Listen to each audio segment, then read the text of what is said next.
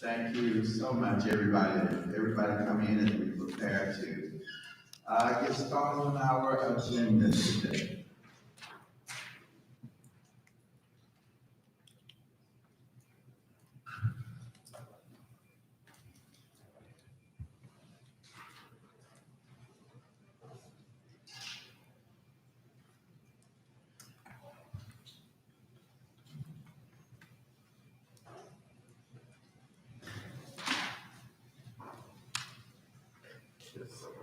Thank you.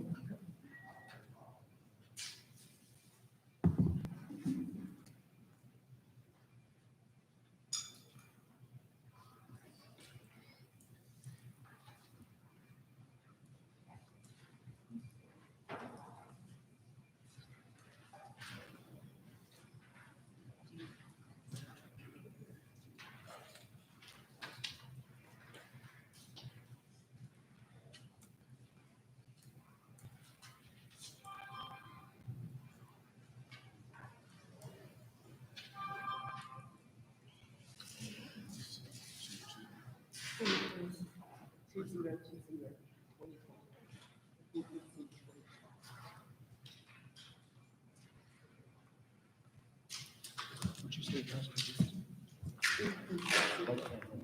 What'd you say? Oh, okay. Thank you.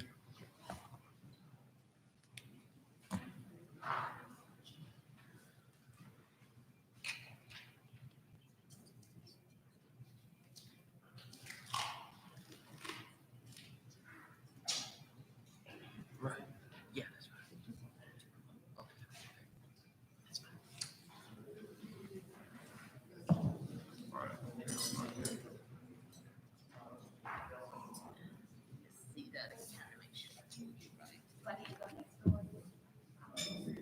Actually, that makes you feel better. It does, actually.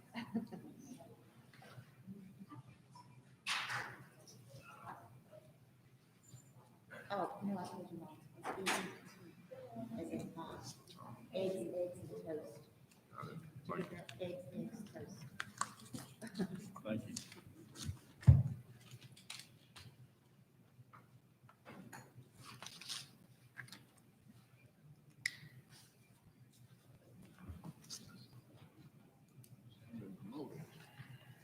Move up there with you.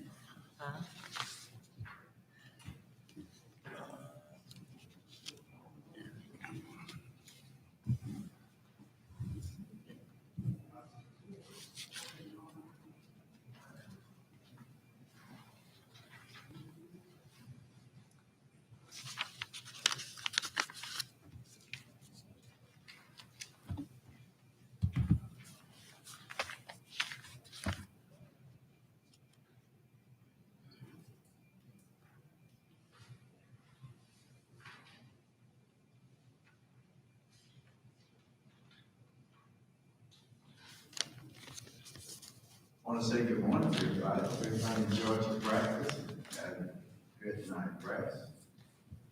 So we're waiting for a few to come in to prepare to get started.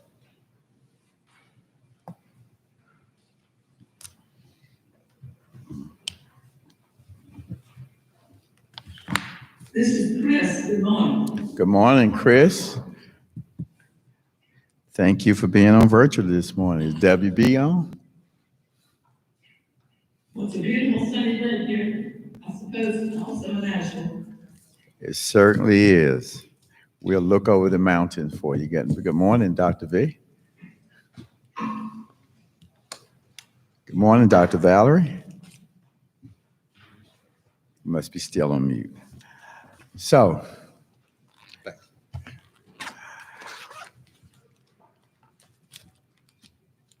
good morning, Ruth. Good morning. I heard you, Reverend. Morning. Good morning. Mayor Pro Tem Johnny in this case. All right. Good morning, everybody. Good morning. Good morning. We are going to get started. Good morning. We welcome today, day 2 of the City of Rocky Mount City Council Retreat. I will call to order and reconvene our meeting. Yesterday was a very informative as well as heard from the city manager of Asheville, Deborah Campbell, and her staff regarding all the great things they are doing in affordable housing. The mayor of Rocky Mount, the city council members, and I had the opportunity to tour selected affordable housing project in Asheville. We observed some interesting approaches to closing the affordable housing gap. Affordable and desirable housing is the foundation of any community. It is a root of everything that is positive in our community: shelter, safety, educational, voting work, technology, family, and worship. We ask key leaders and to have a lot to, we as key leaders have a lot to think about how we can implement strategies to bring projects similar to Asheville to our local community. Hopefully, this retreat will set us on a path towards the goals of stable, affordable, desirable housing, communities for all of our people. Today, we have a full agenda as we hear about the City of Rocky Mount affordable workforce housing strategies, plans, the housing bond process, and much more. Again, thank you for participating both in personal and virtual.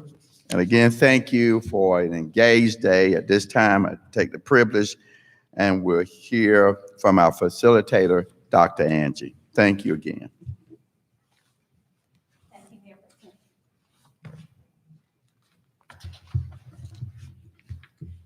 Good morning, everyone.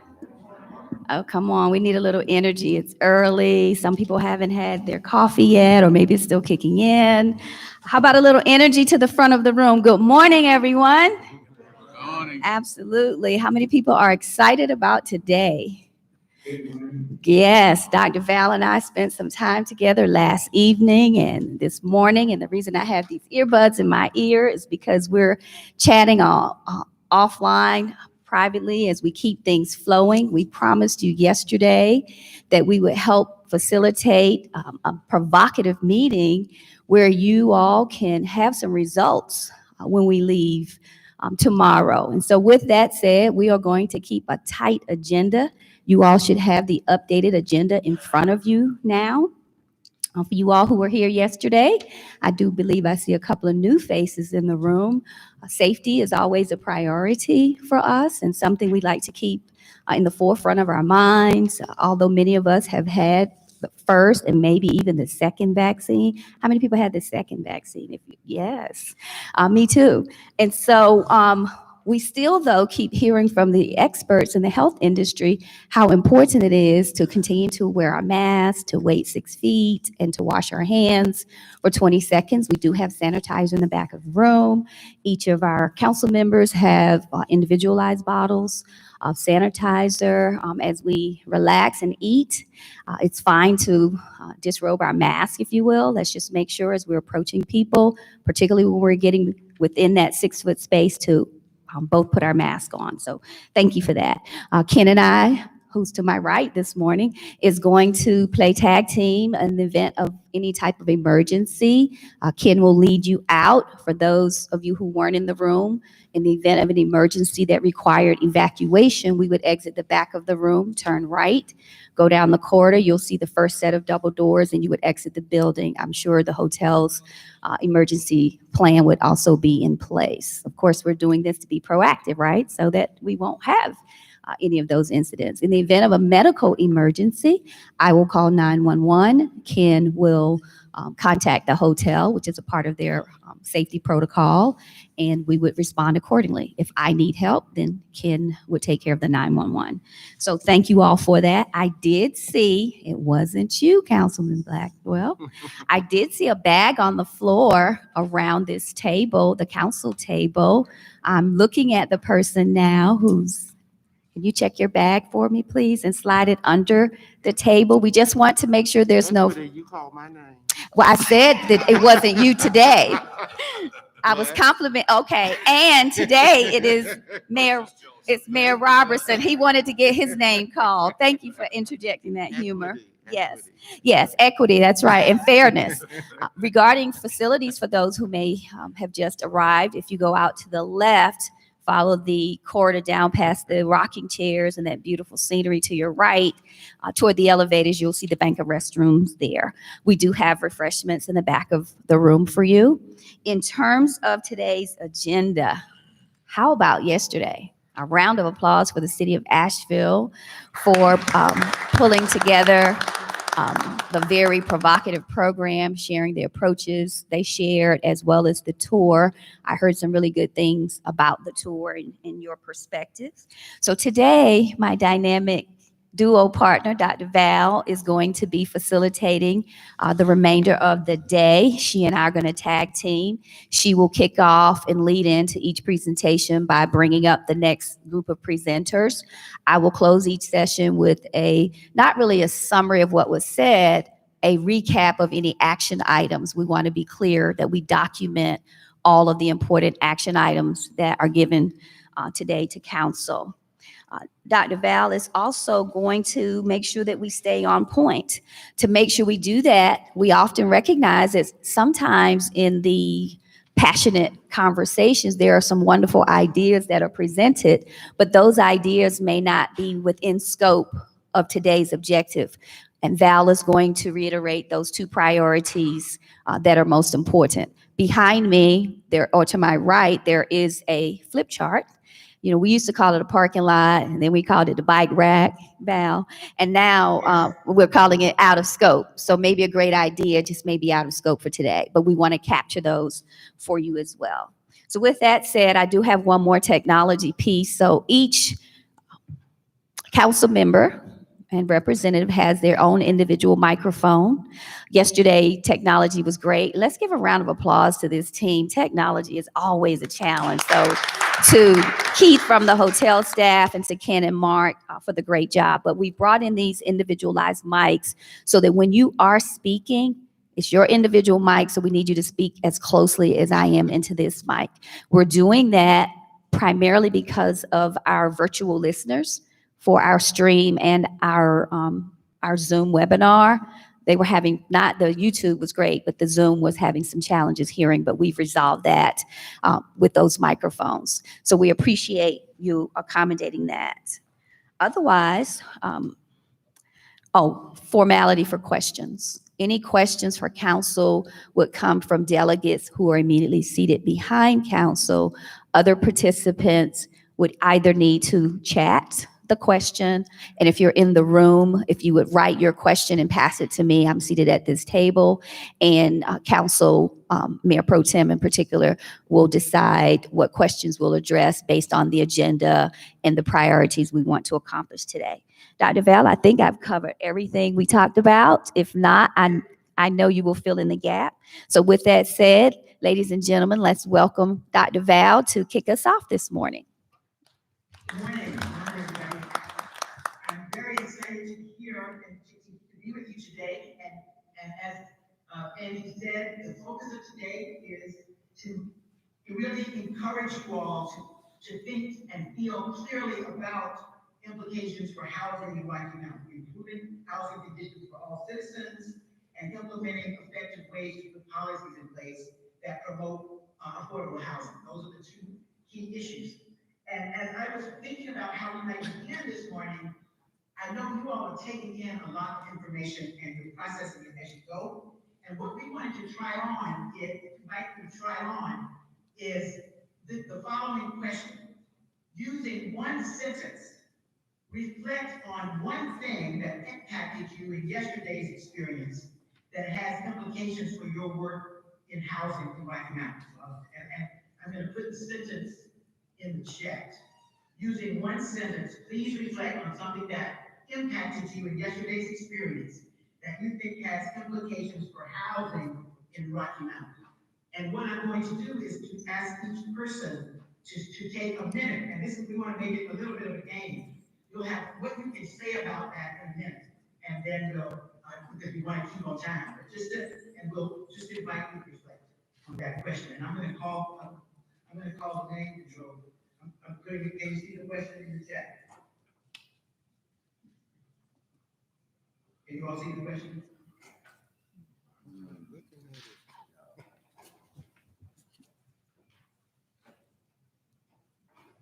Now you have to verbalize the questions for the Protocol has to, so he will introduce the group and then he goes, protocol. So I'm wanting to follow your protocol. I have to list the names of each person. I was thinking, and Mayor Pro Tem, you tell me what you think. I was going to invite the first person and just go down the list of council people and to have it happen. Does that work for you all, or what would be better?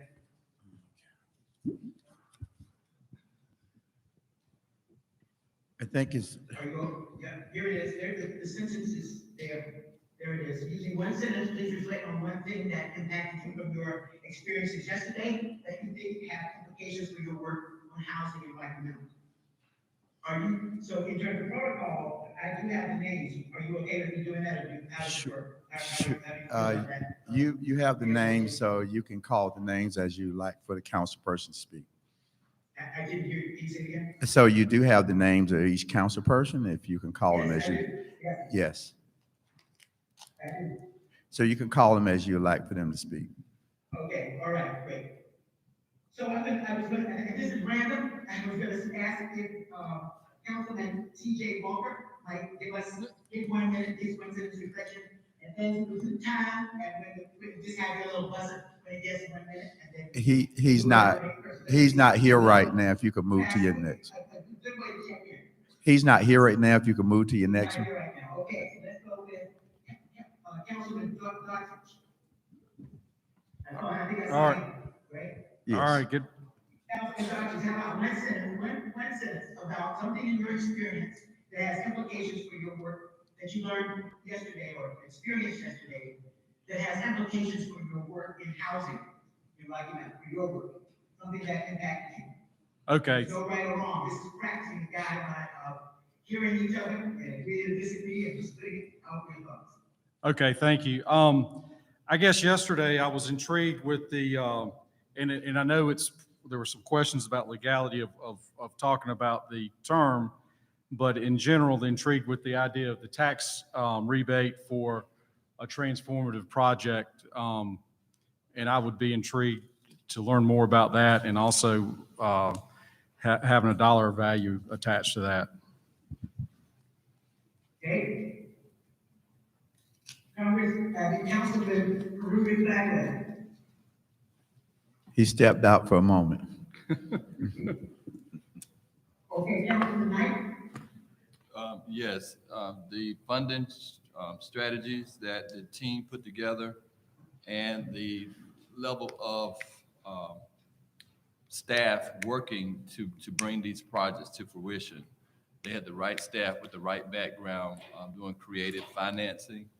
The tax rebate, as Councilman Daughtry just mentioned, I know we had some issues in the past where we've been challenged on grants and incentives. And so it's very interesting that Asheville put together a package to the developers that had a tax rebate and said that no one had challenged their council in doing that. And so that was very interesting. And I was just excited to see the new housing that was coming up within around the downtown area. So that's what I gathered from that on yesterday. Okay. Attorney Rose, is Attorney Rose in the building? I'm here. Yes. Are you willing to share, will you share something that impacted you yesterday that you think has implications for your work right now? Unfortunately, I was not able to be here in time for the tour. You were unable to be here yesterday? That- For the first part of the day? That's correct. And you No, he wasn't here. He got in late, but was here yesterday? yeah, Councilman Blackwell is back in. Okay. Councilman Blackwell is, You want to speak? Councilman Blackwell is back in.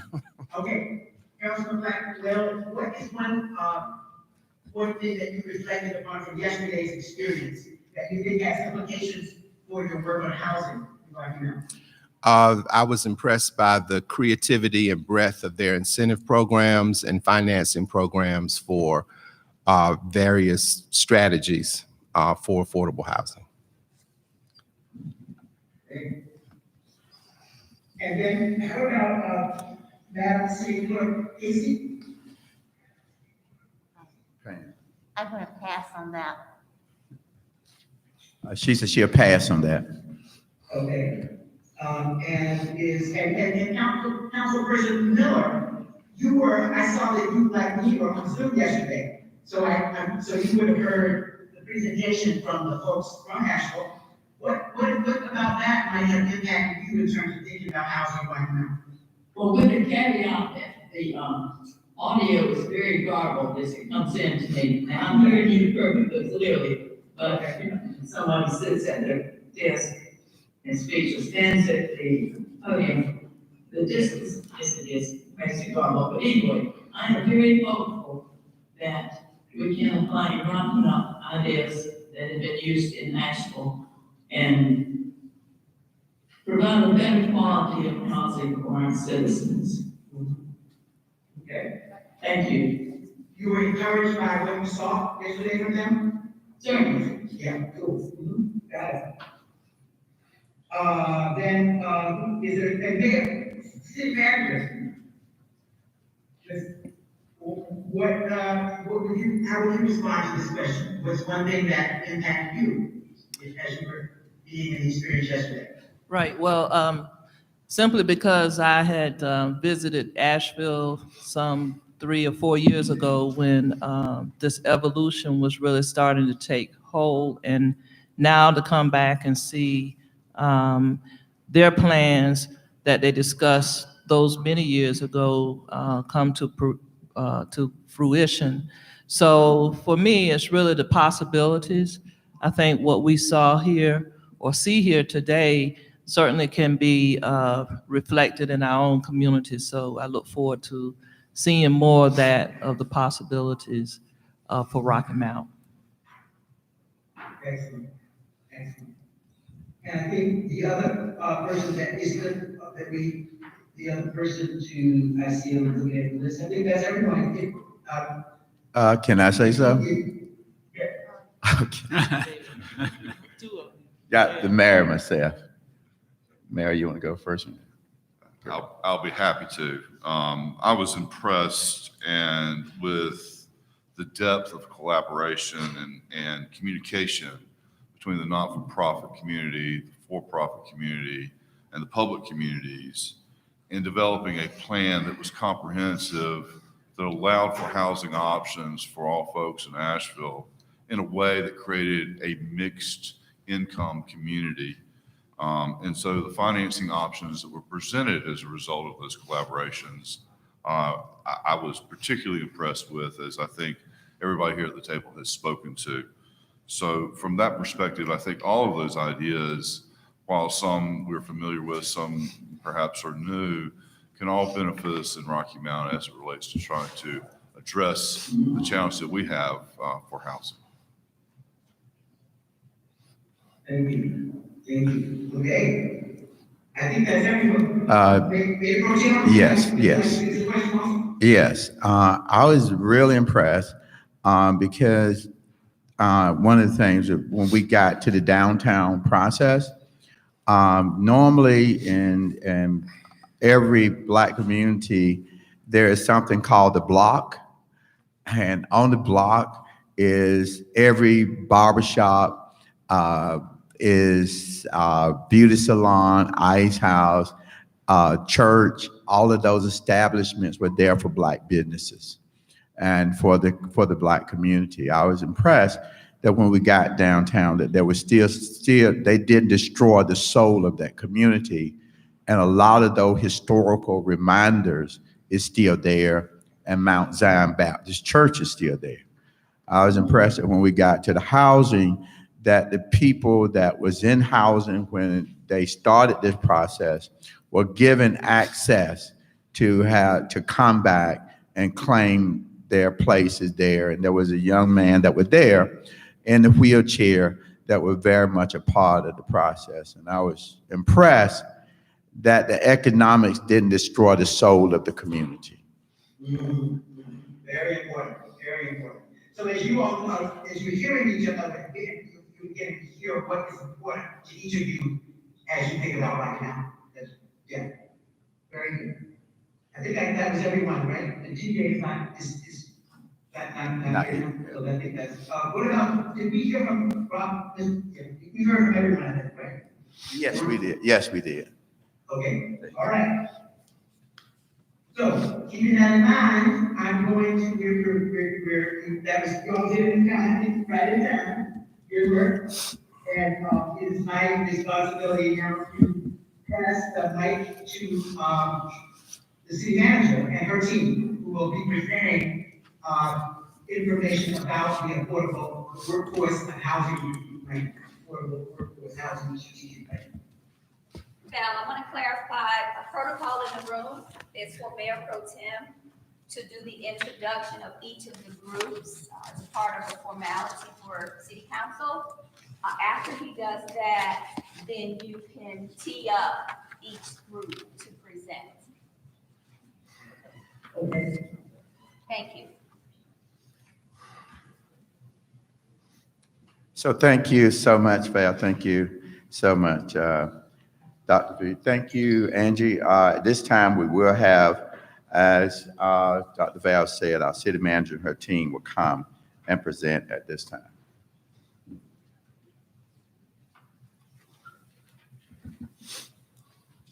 Good morning again, Mr. Mayor Pro Tem and Mr. Mayor and members of the City Council. So today will be a day of promise, I think, for everyone, because it's our intent to make sure that you are very much aware of the fine work that has been done at the staff level. So what you have in front of you and in your binders is what we call a draft affordable housing strategic plan. And we call it a draft with the intent of emphasizing that as time goes on, we will be referring to this plan. We will be updating the plan based on activities that have taken place over the years. I like to think of it really as a living document, that is not one that's bound up and placed on a shelf somewhere. This is really our suggestion to you for a roadmap as to how we bring about more quality, decent, affordable housing within the city of Rocky Mount. I would have to say that upon coming to Rocky Mount, what was so impressive was and still is the level of commitment from the elected board in terms of funding for affordable housing. Rocky Mount is by no stretch of the imagination a very wealthy community, but when it comes to putting your money where your mouth is, this is a council that has most impressively taken the very limited resources that it has year after year after year and putting it and investing it into the communities that really are targeted and needed the most. Most recent example of that is the council increasing its housing incentive fund from 250,000 or even less than that, I think, in 2017 to now $500,000.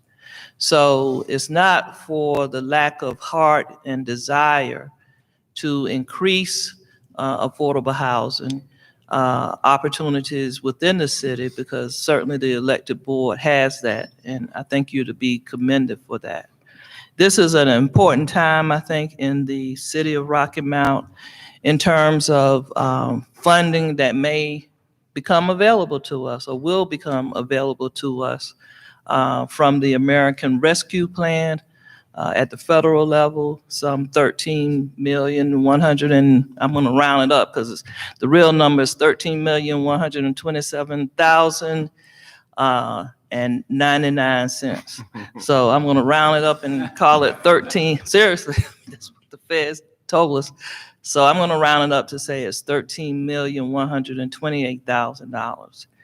And of those funds, certainly the council, upon considering my recommendations, I'm certain will most likely set aside some of that money to do some of these things that we're talking about and seeing here while we're in Asheville. So that's good news, because that's the kind of infusion of funding of resources I think that are needed to advance this effort. So let me begin by saying that over the past year, the staff have worked on researching and developing this strategic plan. And this is a strategic plan that I directed be done almost a year ago. We were able to bring aboard a very sharp young man who's a policy analyst by his training from that other school across the way there in Durham, Mr. Blackwell, but we won't hold that against him. No, we won't. No, we won't hold it against him. But anyway, he's certainly done a very good job of researching this. And again, it's meant to be a draft, meant to be studied and restudied and revised as we go along. But it does address, I think, begins to address the city's need to expand and secure our supply of affordable housing. We recognize this is not only an important goal of the City Council, but also a critical need and concern to our residents. Today, we are here to present the fruits of our labor. Our proposed affordable housing strategic plan serves to provide an overview of our current efforts and initiatives, evaluate our environment, and recommend actions we can take to build, rehabilitate, and maintain resident access to safe and stable housing for themselves and their families. I do again want to thank our policy analyst, Jason Dawkins, who has worked very tirelessly as our lead researcher and developer of this plan, and Kenneth Hunter, our assistant to the city manager for budget and evaluation, for his assistance. Our intention today is not to go over the strategic plan page by page, but instead simply to provide an overview of its key findings and recommendations.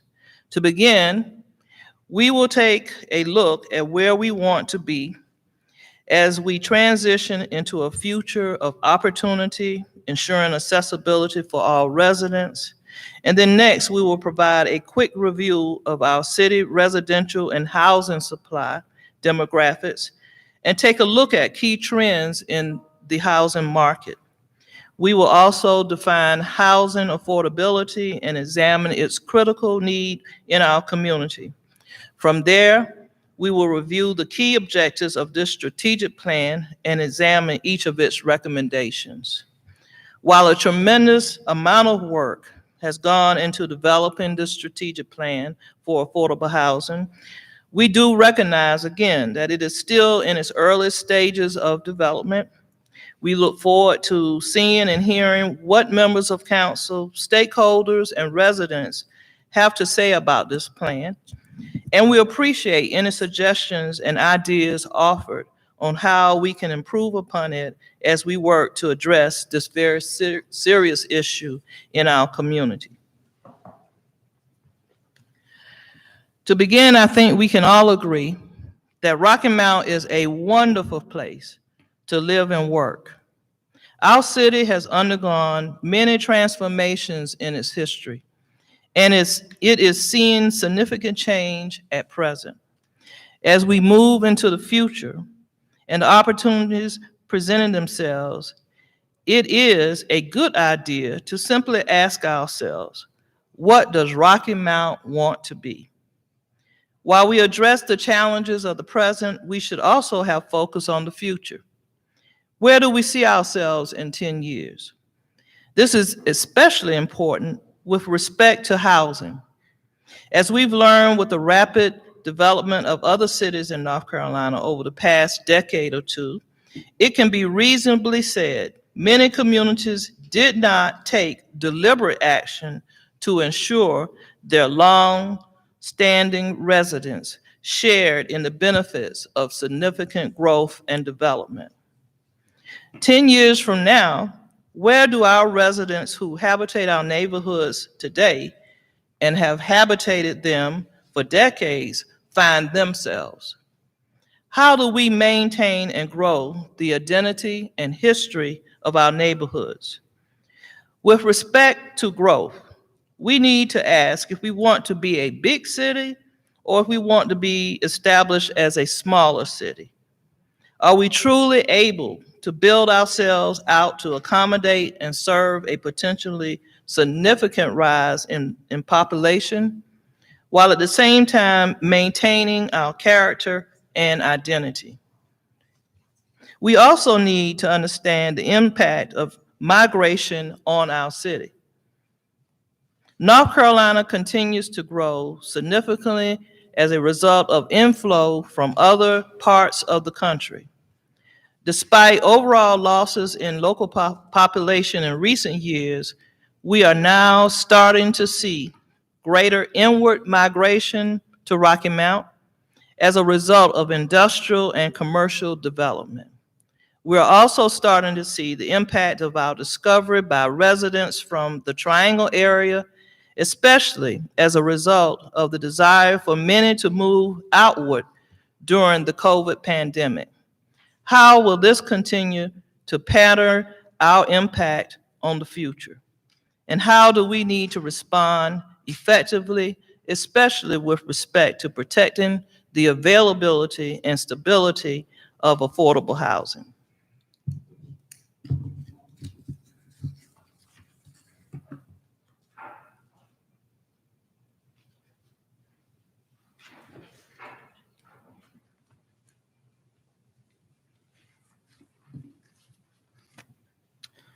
Thank you, Madam Manager. Good morning, Mayor, Mayor Pro Tem, members of council, and to the residents and city staff that are here, and those of you watching at home. My name is Jason Dawkins, a policy analyst, the quote-unquote lead author of the Housing Strategic Plan. I wanted to point out just a couple things in the slide. As you saw in the strategic plan itself, we looked at many current demographics, and the one that I thought was most important to point out was that Rocky Mount has an aging population, as we see is a lot older than the state and the national levels. Something that we're seeing a lot of seniors coming in, a lot of people retiring and moving back to the city of Rocky Mount. So we just wanted to shout that out. Slide. I wanted to also give a snapshot of Rocky Mount's housing supply. As we're seeing that 50% of our homes were built before 1970. We're also not seeing a sense of homes being built since 2000. We're only seeing about a little bit over 10% of our housing has been built since 2000, so we're seeing a lot of older homes. We're also seeing that we have certain residents that are paying over 30% of their income to rent homes, and we're also seeing that over 50% of our residents are paying. We have 16% of our residents who are paying over 50%, over half their income to afford housing.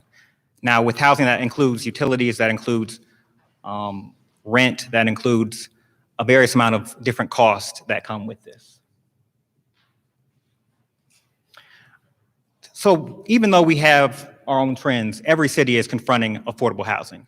And so before I get into Rocky Mount, I want to talk about what each city is going, what the national trends are. We're seeing our population is increasing, while also we're seeing that it is increasing faster than our usual housing supply. We're seeing a lot of people move to different cities, and the cities are not able to build houses at the same rate. We're seeing skyrocketing property values. That comes from a sense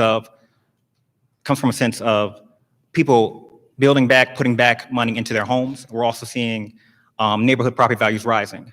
And we're also seeing housing costs are outpacing our wages. You know, we haven't seen the minimum wage rise in about 10 years, and so we're seeing that. With Rocky Mount, we are seeing the same things with wages, but we're also seeing that we have a lot of vacant homes, we have a lot of older homes, and we have a lot of homes that have deferred maintenance. We're also seeing there's significant differences between neighborhoods, aesthetically and with varying degrees of investment. And we're also seeing, again, as we saw in slide 4, we have an aging population.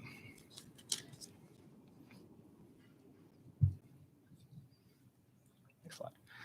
One thing I want to put forward with our housing needs is that we have to keep in mind the balance of balancing affordable housing with also the overall demands of the market.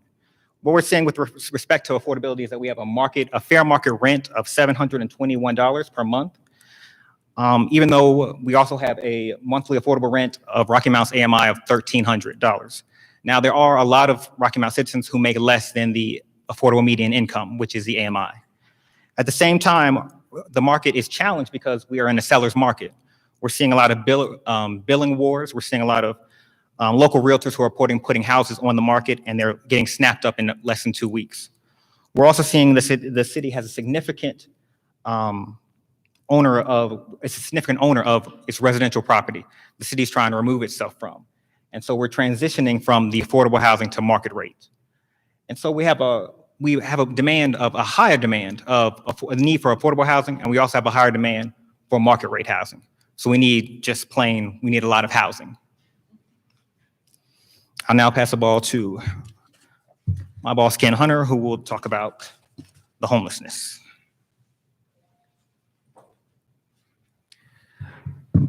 Thank you very much. We cannot discuss the topic of affordable housing without also taking time to evaluate local homelessness. Annually, the North Carolina Balanced Continuum of Care conducts a point-in-time census of our local homeless population. Their latest data in 2020 counted 100 homeless individuals in the Twin Counties, which include 27 children. Most of these homeless live in Rocky Mount, and we believe that this census undercounts the size of this segment of the population because it does not include individuals who might be living in hotels, as well as others who may just simply not have been counted. Locally, the United Community Ministries provides sheltering and other services for homeless individuals and families through 2 shelters located in the central city. UCM also provides numerous programs that are focused on support, transition, and self-sufficiency. The city supports UCM through an appropriation in the general fund, and this was first started in fiscal year 2013, and it amounted to $30,000 this current fiscal year. We've reviewed a lot of information here in this first portion of the presentation, and as this information shows, there's a critical need to secure and expand the supply of affordable housing in Rocky Mount. Officially, according to statistics, more than 37% of households inside the city are cost burdened with respect to housing, and nearly 19% are severely cost burdened. Now, cost burden means that they spend more than 30% of their AMI on housing in a given year. Severely cost burden means they spend more than 50%. Small related households face the highest level of cost burden amongst renters, and our elderly population struggle most amongst homeowners. And also severe housing needs and cost burdens are most significant amongst African American households in the city. So obviously we understand the need. In order to address affordable housing, we must overcome several challenges and barriers. First, the cost of building new housing is significant. Along with land acquisition, we have construction costs that have increased significantly in recent years due to labor availability and limitations on building materials. There is also the cost of infrastructure to serve these homes, particularly if we have to expand into areas that are not served by our infrastructure systems. Next, we must consider the location and types of affordable housing available and desired. We need to evaluate where current affordable housing is located with respect to resources and amenities, and also make location a priority with respect to future expansion and development. Location is also important with respect to accessibility to opportunity for our residents. If we want our residents in affordable housing to have access to upward mobility, we must ensure we have the services and infrastructure in place to connect them. Too often, current areas of affordable housing are negatively impacted by distress. These factors, which can include the condition of homes and surrounding assets, vacancies due to deterioration, condemnation and demolition, or neighborhood blight, create destructive influences on the local environment. One key amenity to successful affordable housing is access to public transportation. This includes access to a network that can effectively serve its ridership in accessing opportunities for economic and personal development. Public transportation services must be frequent and reliable, as well as flexible to meet the needs of elderly and disabled residents. Affordable housing inventory must also possess variety in terms of the size of units to provide not only families, but also individuals secure and efficient accommodations. Finally, without complementing strategies to revitalize the neighborhoods and communities where affordable housing is located, their residents are less likely to be in a position to achieve upward mobility and economic and personal development. Now, I will now turn it back over to the city manager.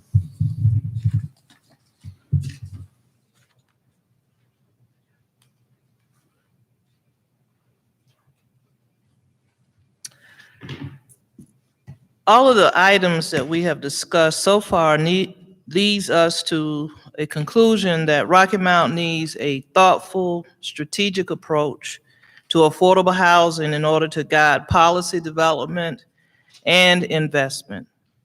The key objectives of this plan are identified as follows. First, we need to expand housing choice and access to opportunity. Second, we should increase home ownership amongst the lowest to moderate income households and members of the protected classes. Third, we need to improve the utility of public transportation to better serve and advance low-income and disabled individuals. Fourth, we should strengthen fair housing enforcement and operations to protect resident rights. Fifth, we should increase the level of fair housing knowledge and understanding both amongst the general public and landlords. To achieve these objectives, we propose the following initial series of recommendations, and we will go through them in more detail individually in just a moment. 1, the city should create a housing trust fund. 2, the city should also create a community land trust. 3, the city should revise its density bonus policy. 4, the city should increase construction of multifamily housing near transit stops. 5, the city should create an acquisition fund. 6, the city should create a preservation fund. 7, the city should eliminate the eligibility requirement for accessory dwelling units. 8, the city should implement tax and lien foreclosures. 9, the city should implement a receivership program. 10, the city should revise minimum parking requirements in residential and mixed-use developments. And 11, the city should pass a general obligation bond focusing on infrastructure and affordable housing.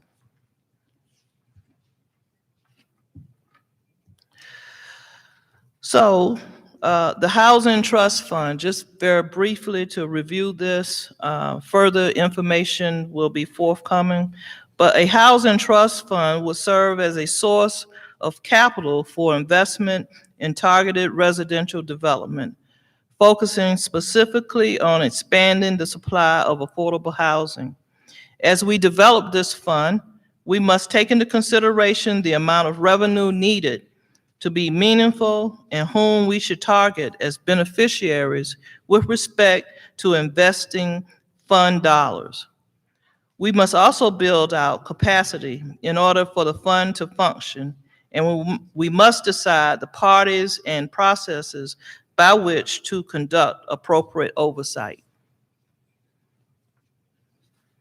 The Community Land Trust is an independent, nonprofit entity involved in facilitating affordable housing through long-term ground leases.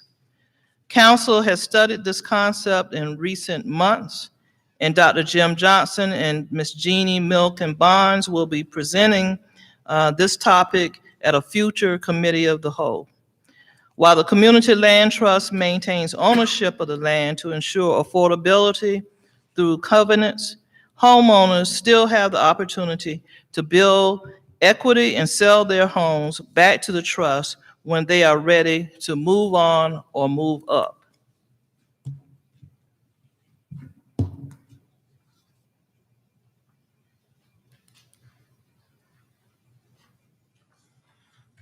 Another way that we can incentivize this, that we can increase the supply of affordable housing is through density bonuses. It's a way to incentivize developers to build more units. That could be a sense of adding more floors to a multifamily unit, or that could be additional structures to a planned development.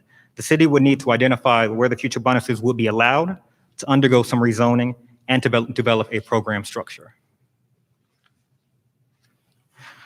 Another incentive would be to build more multifamily housing near transit stops. By purposely positioning new multifamily development with direct access to transit is a key advantage for households seeking affordable housing. That way you don't have to go far to your car, it's less driving.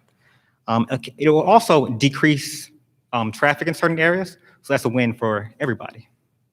I'll now pass it back to the manager.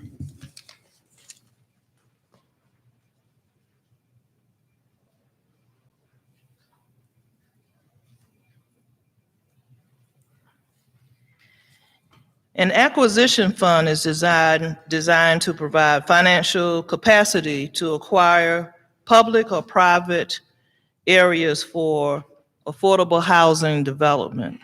And it will be structured as a loan pool so that developers can quickly access capital as they gather funds during pre-development.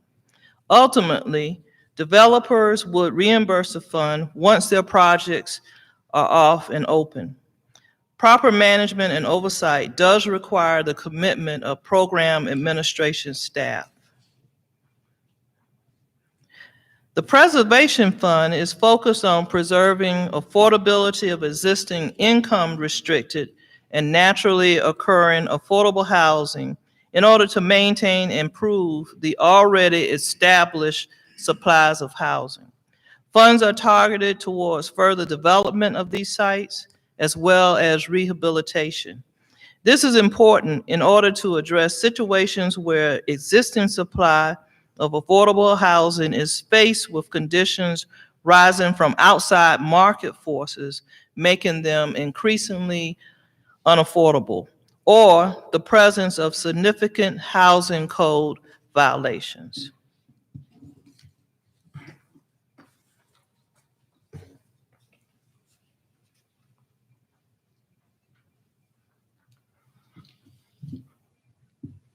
With the creation, we would ask that we permit the creation of accessory dwelling units.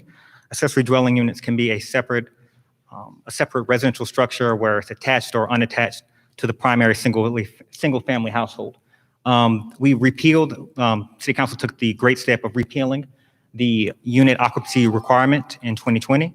And so with that, we have the potential to create mixed income neighborhoods without severely impacting property values.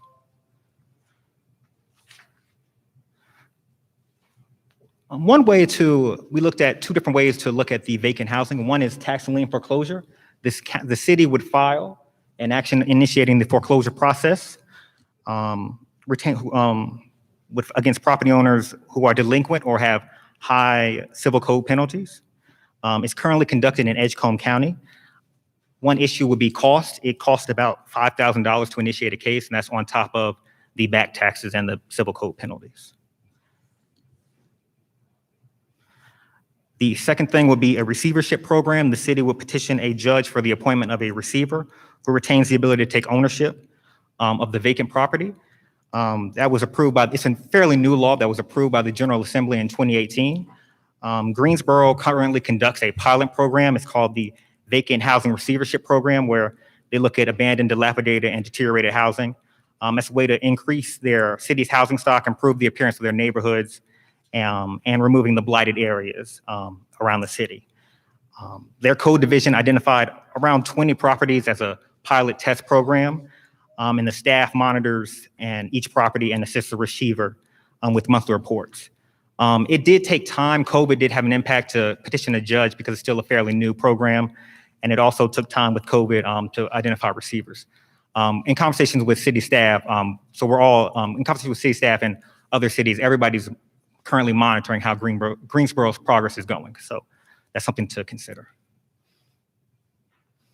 And then another incentive would be to reduce the minimum parking requirements. It was also a recommendation in the Atlantic Corridor study.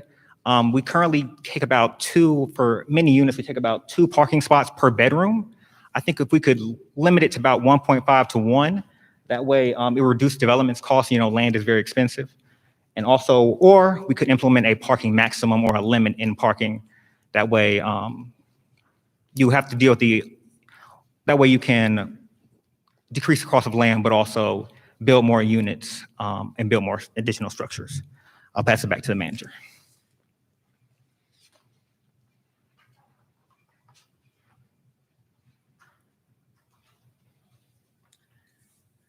Finally, we recommend moving forward with developing, approving, and implementing a housing bond for Rocky Mount. The housing bond would be a component of a broader general obligation bond for the city, which would include funding for additional public infrastructure needs. As a general obligation bond, approval would require a majority affirmative vote of the city's residents through referendum. The housing bond portion would provide financial capital to facilitate housing investments and incentives, many of which are tied to recommendations made in this strategic plan. To facilitate repayment of this bond, the city would have to increase available revenue to make principal and interest payments. This would require an increase in the city property tax rate. At the same time, the investments made with housing bond funds would provide more affordable housing for residents and help increase residential values and the overall tax base. Several cities in North Carolina have approved and implemented projects funded by housing bonds, including Asheville. You had the opportunity to see the initial impact of their housing bond with some of the projects that we visited yesterday. Later today, our Director of Finance, Amy Staton, will discuss the housing bond and its process for implementation in further detail. And it's our belief that a housing bond would also be bundled with other bond needs, particularly for parks and recreation or infrastructure. So it would be our recommendation that this would be a bundled bond, is what we would call it, to include housing, but other important needs of the community to be determined by the City Council. In conclusion, I am very proud of the work we have done to develop this strategic plan for affordable housing and its recommendations. And again, I think it helps us to really bring together in a more organized effort what activities are currently underway, some of the very bold steps that the council has already taken and the community has supported, but how do we get from this point to the next point? And so that's why it was important to just gather all of this information and research and what other communities were doing as we craft our next step along this journey.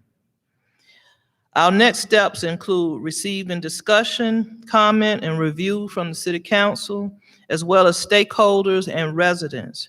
From there, we will make any necessary revisions and present this plan at some point for adoption by the City Council. And again, it is also a funding strategy. So rather than us looking at housing more along a budget by budget or fiscal year by fiscal year, it helps to project, it helps to advise even our 5-year capital plan approach to how we're going to create more housing opportunities for our citizens. With respect to implementation, we will continue to work to identify actions the city can and will take based on this plan's adopted recommendations. We also recognize this plan will remain a living document again, and we anticipate making changes to the plan as we move forward with its implementation. Thank you very much for the opportunity for myself and the staff to present this strategic plan, and we look forward to any questions and comments that you may have. Yes, sir. I love the fact that you're incorporating the transit stops in terms of the plan, because I think it makes a total amount of sense. But I've had some conversations with folks in the Department of Transportation, and our neighbor to the south, Wilson, has done away with their bus system in a traditional sense and have created basically a point-to-point transportation system, likening it to an Uber, but yet supported by tax base, public monies, as well as some private monies. Their number of customers have gone up, the efficiencies have gone up, and they've been higher. I only mention that as a potential consideration because I think the point that you were making about if I can create density where there's a transportation stop, if we can expand that to a much greater area, there might be areas that the routine of the bus, that point-to-point structure may create an environment for better and other development and redevelopment within the city. And so it's really not as much of a question as maybe something we could consider, because I think that transportation is critical for folks to be able to get to work, to be able to shop, to be able to get healthcare needs, education, and the list goes on.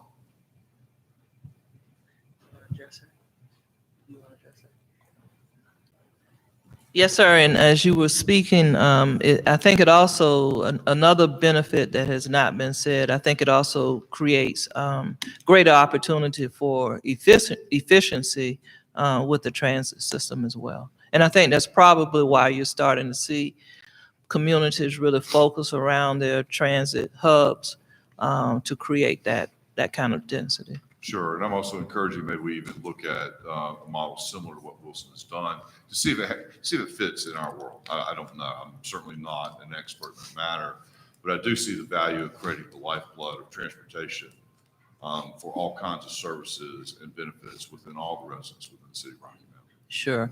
And now, of course, our transit hub also includes Amtrak as well as Greyhound. As right there on the edge of the downtown. Thank you. We'll let Dr. Valerie do the Q&A at this point. Yeah, unmute yourself, Val. Yes, so now is time for discussion, or will there be another presentation? A discussion. Okay, great. So I first of all wanted to applaud the presentation that was given in terms of getting specific. And I know, and I'm hearing that one of the goals is that ultimately the city council will adopt a strategic plan that will allow you to have a sustainable approach to this problem. So and the first step, I think, is to hear from the council, and you can say if others want or should be included in this, Mayor Pro Tem. But the questions that came to my mind for consideration now are for the council. What excites you about this plan? And I think you just spoke to one piece about the transportation piece. What excites you about the plan? And you'll be capturing that as you talk. And then what are challenges? What doesn't work for you? Or if there are things that don't work for you in the plan as you heard it.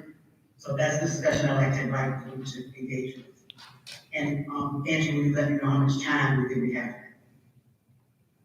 Mayor Pro Tem. What excites you about the plan and what doesn't work for you? Councilman I'm Dawkins. putting it in the chat. I'm putting the question in the chat. Well, before we get to that, I need some clarification, Mr. Dawkins, on the fair market rent and the monthly affordable rent of the Rocky Mount AMI. So 721, is that what's the fair market right now? Is that what the rent is in Rocky Mount overall? No, that's not what the rent is right now. According to the North Carolina Housing Coalition, they would estimate that for fair market rent, it should be 721. Okay, so what's the difference between that and then the monthly affordable rent? The AMI is looking at what the area median income is, and so what is like the median income. Okay. So if you were to look at it from that standpoint, From it'll be like. okay. Yeah. All right, I get it. And, okay, thank you for the clarification on that. That's appropriate. If there are other questions for clarity, that's great. Other questions for clarity?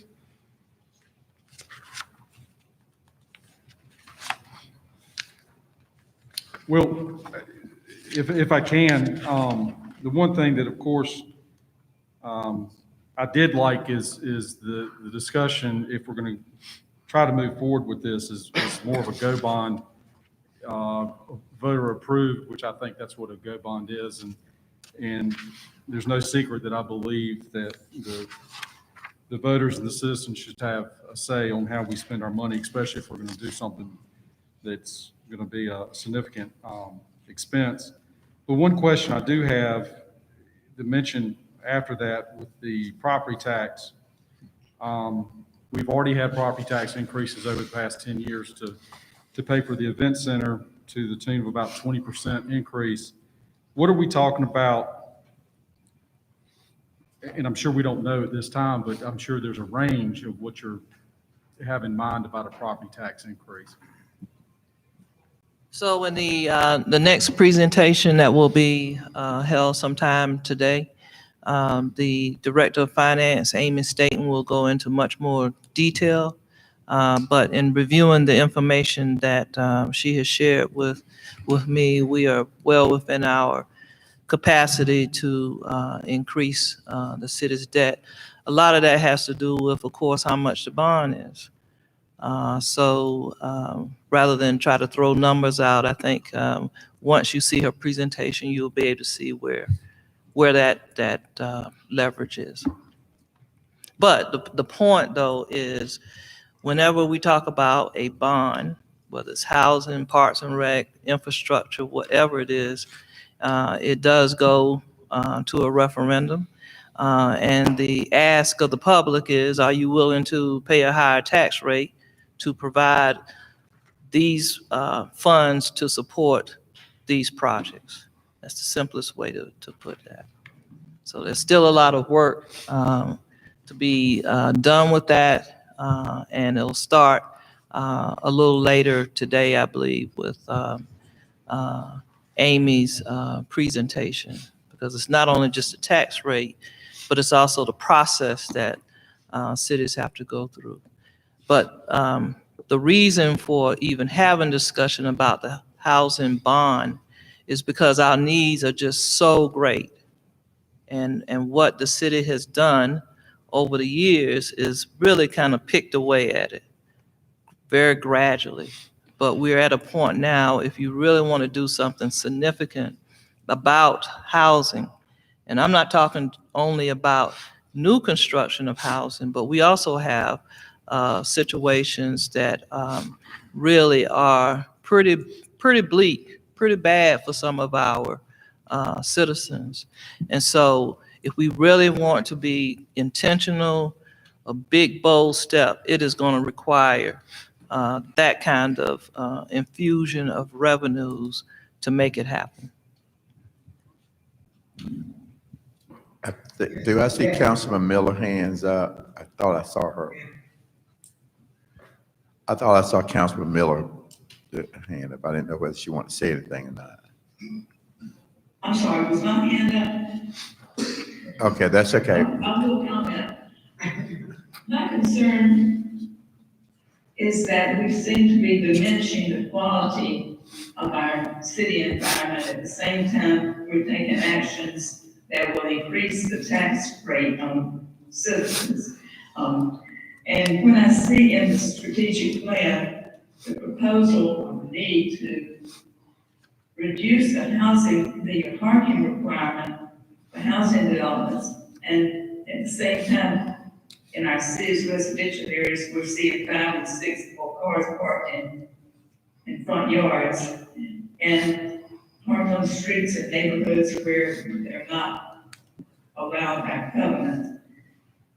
The quality of our neighborhoods is just going down, so that makes them less desirable, and the property tax revenue coming from them will continue to decline. At the time, we're proposing the need for more revenue in order to fund these programs. Thank you. That was a good example of sharing what does not work, what the concern is. So again, on the floor is what excites you about the plan and what doesn't work for you, what are your challenges? And it's getting that all on the table right now is what we want to do. That's a really great observation, and I think it's a challenge for any municipality that is trying to entice or incent developers. Parking requirements is just one of those things that they like less to have to deal with, so that they have more land space. But you're exactly right. I mean, it does have an impact within the neighborhood in terms of the quality of living. And so that's how you have to sit down with developers and try to negotiate what is the best fit for their development as well as for the neighborhood. But we just wanted to recognize the fact that sometimes that is a negotiating issue, if you will, for developers and the municipal government to work through. Councilman Walker, Councilman Blackwell, Mayor. Thank you, Mayor Pro Tem. First of all, thank you to our city manager and staff for such a great outline of potential strategic plan. One thing that I am excited about is that we're looking to do something for our housing needs. So that excites me in great detail. Looking further into the information that was presented, I'm also very excited. I understand that housing bonds and community land trust, some of the other policies and different things that were laid out, they may take time. It may take longer periods of time. But I saw the foreclosure process, which that will take time, but may not take as much time as the housing bond. So one thing I wanted to point out is that when we're looking at the foreclosure process, if we as a council could create and place some parameters around the foreclosure process in order to take some of sort of that similar affordable housing approach that we've seen in Asheville, where developers have to have a certain amount of affordable housing in their development. And I think that will be one thing that will help to eliminate some of the gap in our communities when we look at foreclosure, because we don't want to run the risk of individuals coming in and buying up properties for cheap and then upselling them or upscaling them to an astronomical price. So that's one thing that I would like to see as we move forward with that foreclosure process. If we indeed adopt all of this or some of this, I would definitely like to see some type of parameter placed around the foreclosure process so that we can have a bit more of a control to leverage out our communities and allow them to be truly mixed and not overtaken by developers. Another thing that I wanted to point out is that when looking at providing so much new development and so many different new ideas, I think we have to be mindful that there will be a cost. And I know we're expressing our concerns about the taxes, but if we truly want to see our city grow and develop, I think having the conversations about what property tax will be and what increases will be great. But we also have to be mindful that if we're going to do something new and if we're going to do something innovative, that there is a cost for doing that. But I thank you in totality for your presentation and for outlining this in such a great manner. Thank you. Jason, you may want to also comment on the tax foreclosure piece. I think you all heard again yesterday, and it still holds true today for Rocky Mount or for any municipal government across the states, really. One of the single most important incentives that the city of Rocky Mount would have in partnering with developers is if we have ownership of the land. And tax foreclosures is a way for the city to own the land. Because when we own the land, then we can stipulate with the developer in exchange for the land, whether it be donated or you purchase it, Mr. or Mrs. Developer, or whatever it is, if we exchange our land, then what we expect in return is 10 affordable housing units, for example. So that's a very simple way of talking about how that exchange would occur. So, and you heard it and you saw it yesterday in Asheville in some of the developments that you visited. The city owned the land, and in exchange for the land, they negotiated with the developer to ensure in perpetuity, I presume, that a certain number of housing units that were developed would be for low to moderate income individuals. So that's why the foreclosure piece is another tool for the city to be able to hold ownership of the property. And we don't want to be the landlord forever and ever and ever. The intent is for us to own it and then be able to use it as a bargaining incentive for a developer. Do you want to comment further on that? No? Great. One last question. With what's presented, are these options the most efficient way in order to do what we need to do to address the need and also keep our cost burdens down? Well, every recommendation I put, I wanted to outline a menu of options.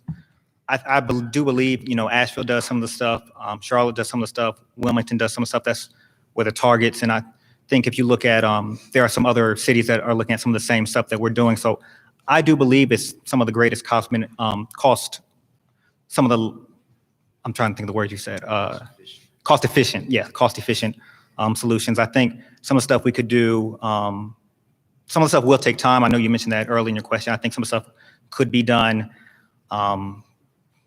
within a year. I think some stuff would take 2 or 3 years, but I wanted to present a menu of options to see what council would take towards. And then there were some other solutions I looked at that I did not personally recommend that I thought if council was interested, you could also look at that. So that was the reason for the recommendations. Thank you.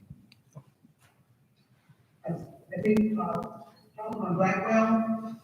Thank you very much, and I apologize for missing the presentation. I was called away on an urgent matter. I want to join in with Councilman Walker in appreciating the dedicated, thoughtful work that our staff team has put into creating the beginning of a vision and their collaboration, essential collaboration with the community. I also would like to appreciate members of the Community Academy who have been dedicated to do their own research and bring their own ideas that are generated from the communities that we are discussing. I do believe that all answers already lie within the community. People know what they need and they know what they want. And I think that in our process, we must leave room, much room at every point of the creation of the plan as well as the implementation of what we determine to do. We must leave room for community input. And ultimately, as Councilman Daughtry stated, if we go to a housing bond, which I'm definitely in favor of, then the people will speak when they know that their priorities have been set in place and aligned. I have a few questions. However, when we are documenting the need for housing and a housing bond, are we going to clarify what the projected outcome would be? Are we looking at a specific number? And if I've missed it because I was not here in the presentation, I apologize. Is there an anticipated number of units that we are looking to bring into our city? What is the balance between rental and home ownership options? I appreciated Asheville's approach, which stated that we not only have a dearth of affordable housing for rental for individuals who are renting, but we also look at housing as a strategy for wealth creation.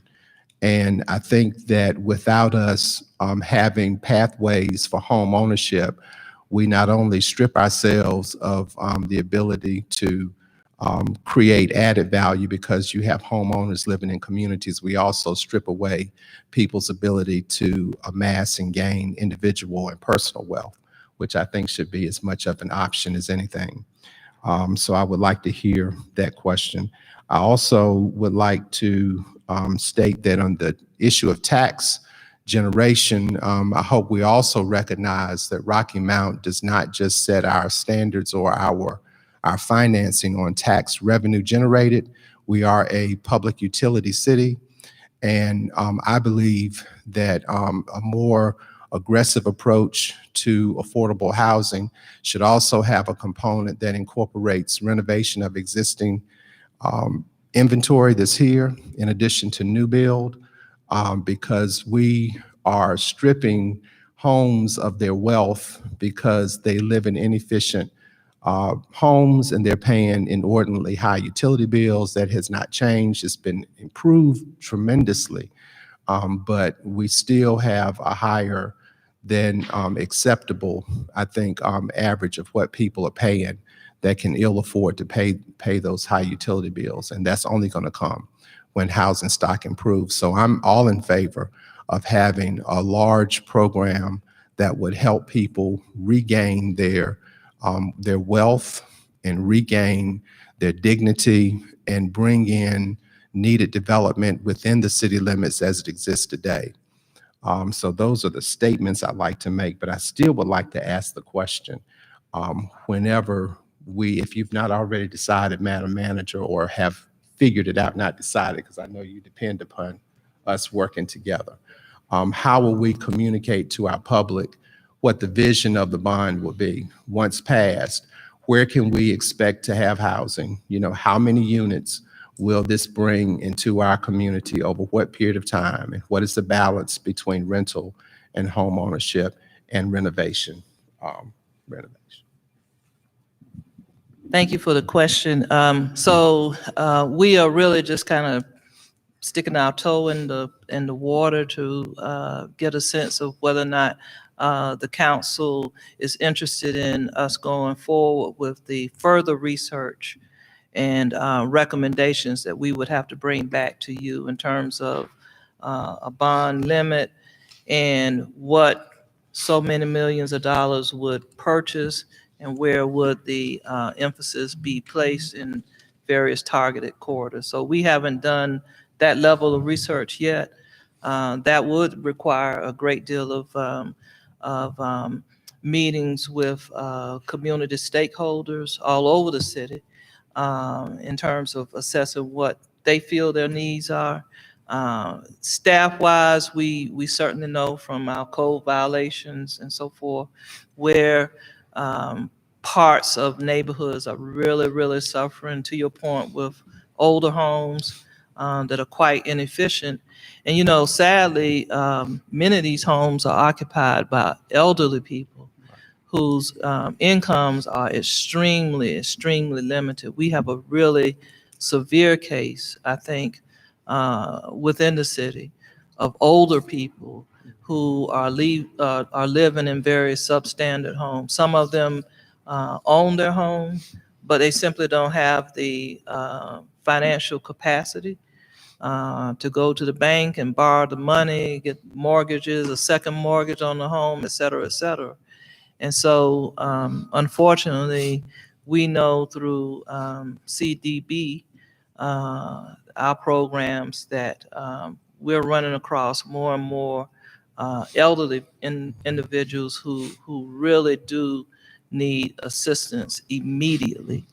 When you say emergency, this is an emergency situation for many of our citizens. So there's a process that we would have to undertake and come back to the council with a proposal in terms of the amount of the bond, and that would be not only for housing, but for parks and recreation, infrastructure. And then, you have to decide, well, yay or nay, this is where we're going to focus the funds if the voters so approve. So there's still some steps that we'd have to do before we got to that point. We just wanted to know today whether or not you want us to continue to pursue this. Yes. That's my answer to. I think you've just answered this, but I'm gonna ask it kind of a different way.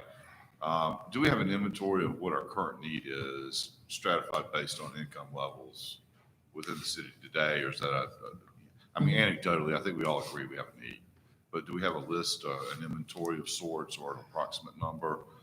If we do, it'd be really helpful to city, I think.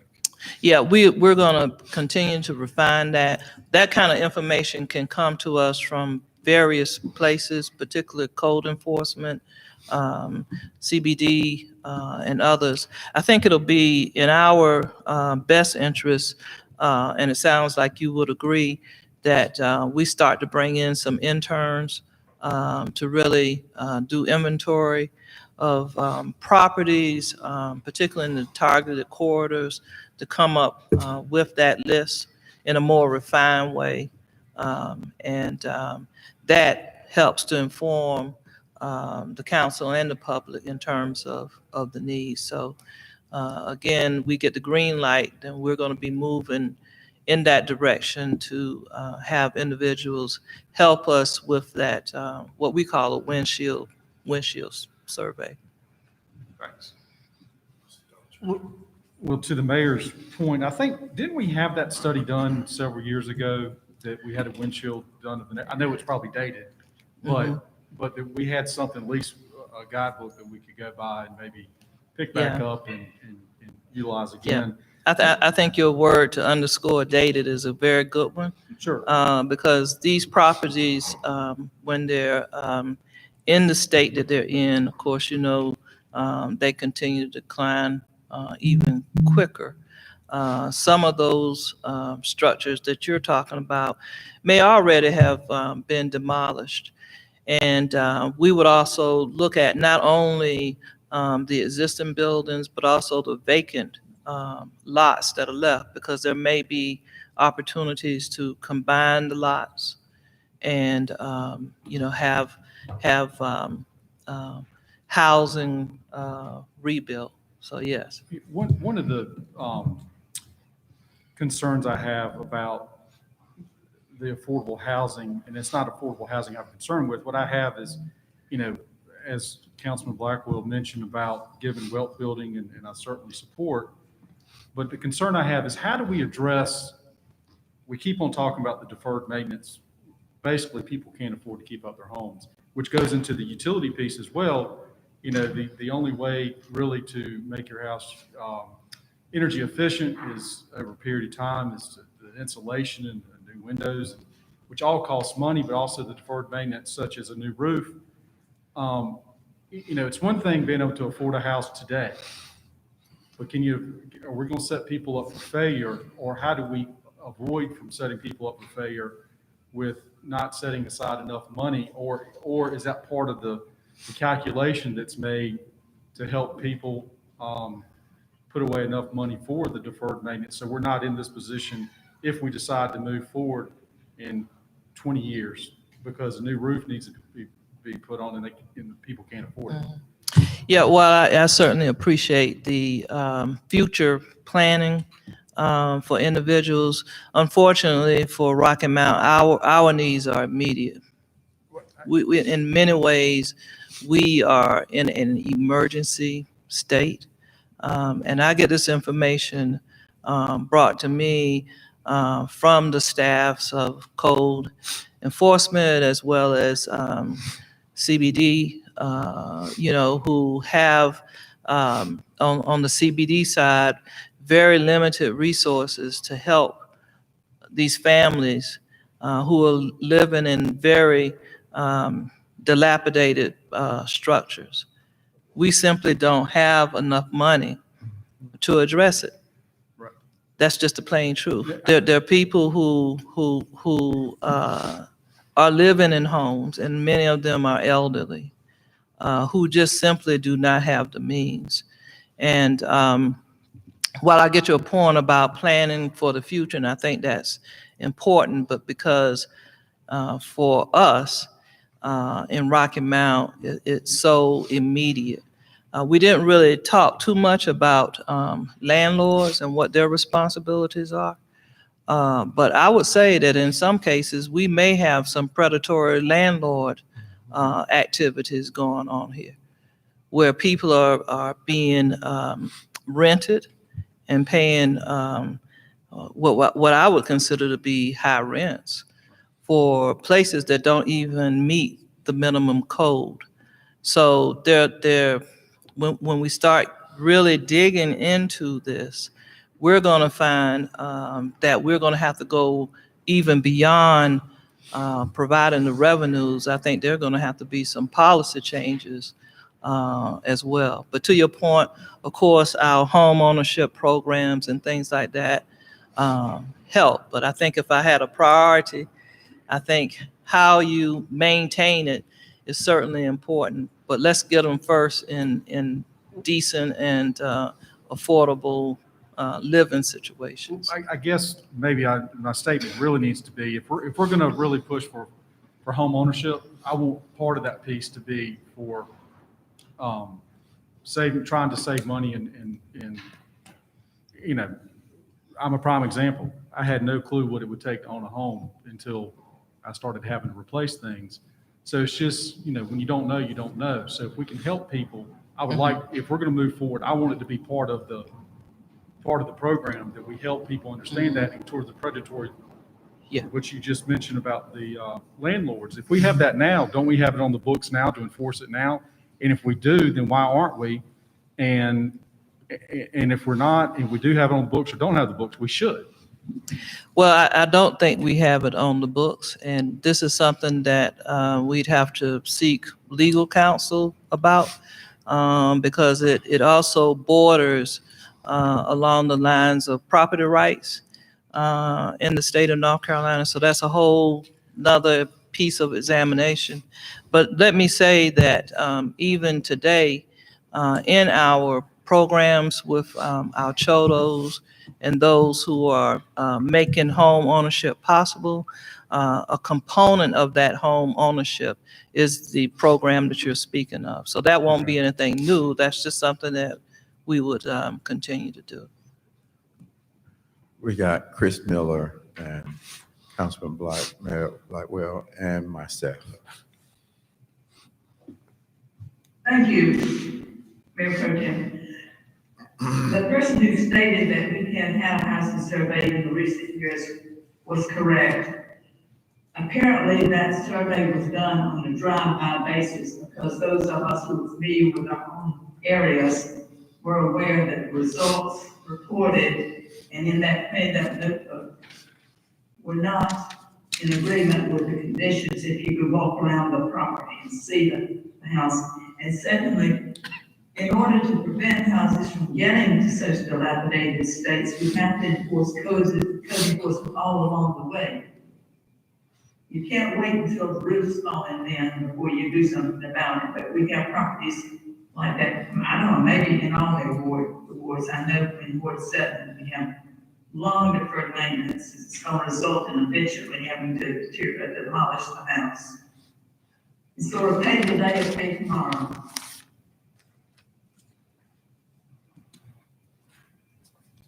Thank you.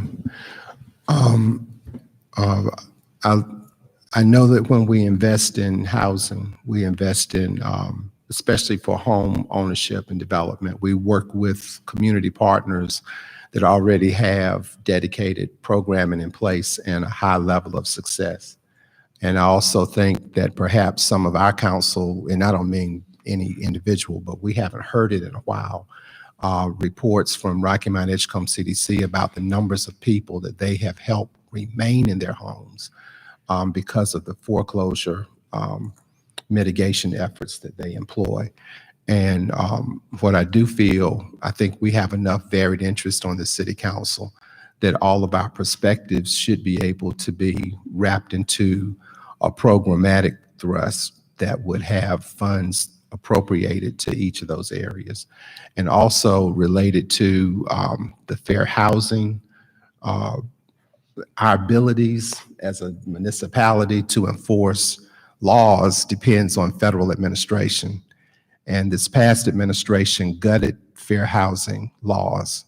So the city of Rocky Mount was unable to do anything other than cursory calls because the federal administration had prioritized the needs of real estate developers over people who live in their homes. And that's not to say that people do not have individual responsibility, but more often than not, if you are living in an apartment or a property and you're paying $700 a month, you know, if that's the average you gave, is that correct? That's the what the fair market rent should be. Fair market rent should be, and what I'm also saying is that that's not far off from the actuality. And that's just rent, and then utilities, and then everything else related to that. And if you're working a job that does not pay a living wage, that normally means you're either working more than one job with more than basic responsibilities. And it also means in our community that there are people who are beyond that trajectory of being able to start and save. You know, if you're elderly, if you're older, middle-aged, and you're in that situation, you got a tough road to hoe. So what I would recommend is that we all have a little patience with our neighbors and our friends who don't have the money to invest perhaps that others have, and find ways in our public programming to leverage what people already have. And the goal should be to keep people in their homes, if at all possible. We need to keep people in their homes and in their neighborhoods.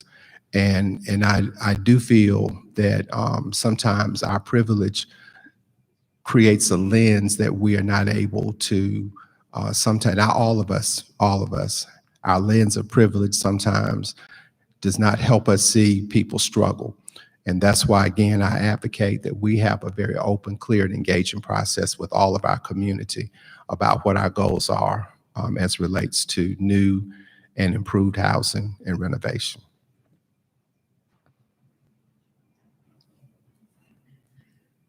Thank you.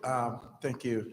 I certainly have those same concerns as Councilman Blackwell said. Now, everybody, I think the historical process around our housing has to be taken into account.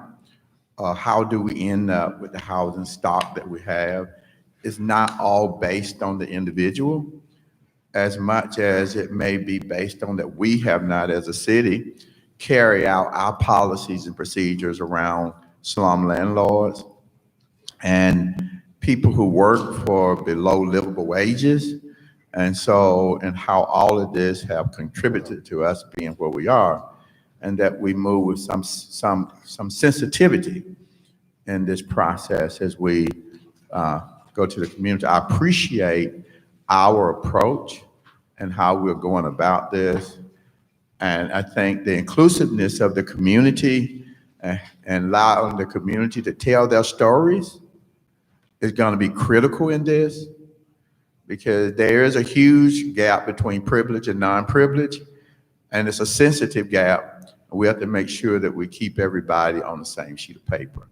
And so thank you so much for that. And we're going to turn it back over to our process here.